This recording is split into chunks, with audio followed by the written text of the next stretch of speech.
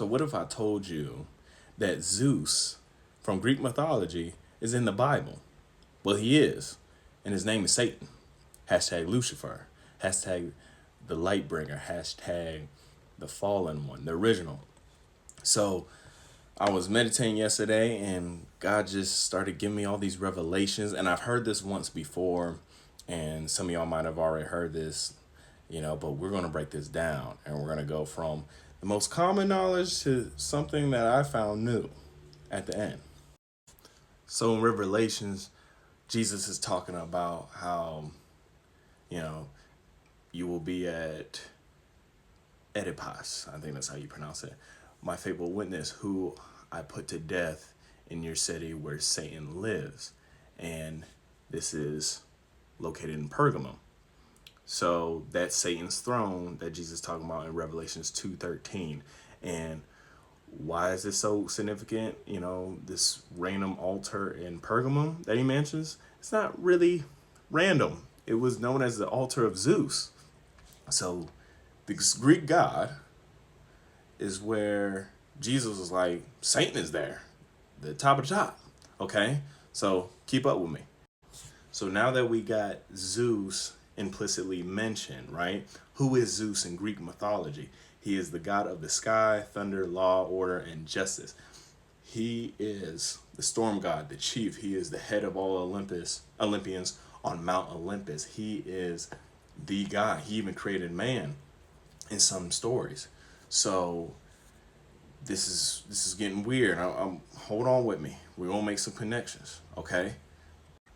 So in Ephesians 2, verse 2, it literally says, Satan is the prince of the power of the air. And a lot of people, says he's in charge of the airways, communications, media, and all that. But he's also called the god of this world, right? So that sounds a lot like the chief god in Greek mythology. He is the god of the sky. Where is the air at? It's in the sky. So you got the god of the sky and the god of the earth that's in the air. This is the same deal. This is the same description, right? So I've heard this before. Let's keep going.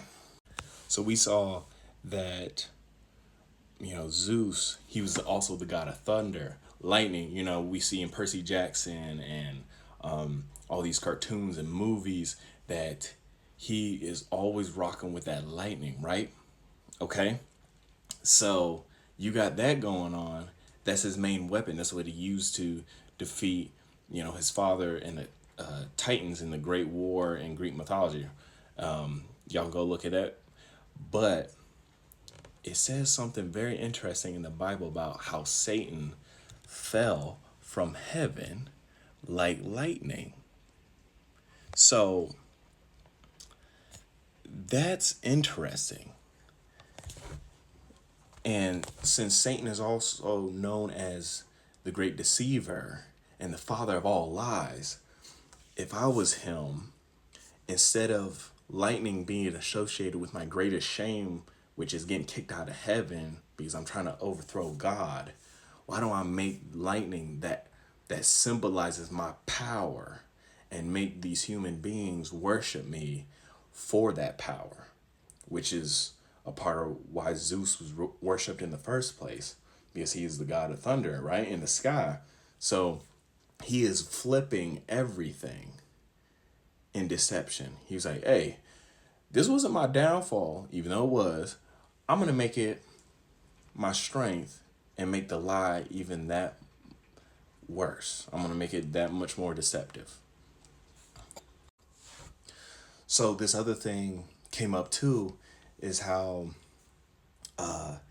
Zeus defeated his father, Kronos. And Kronos was the ruler of all creation in the universe before Zeus.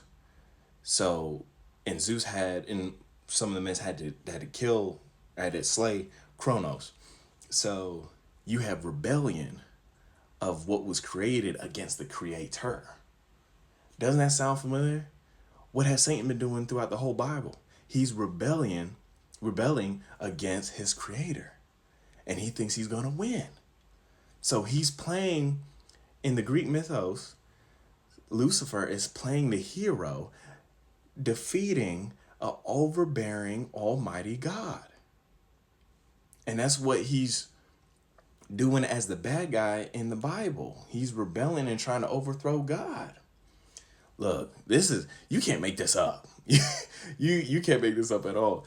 And this is crazy. Like he's coming against Yahweh, which is good, which is righteous, but he paints him as a different character, like Kronos, as an overbearing, violent father.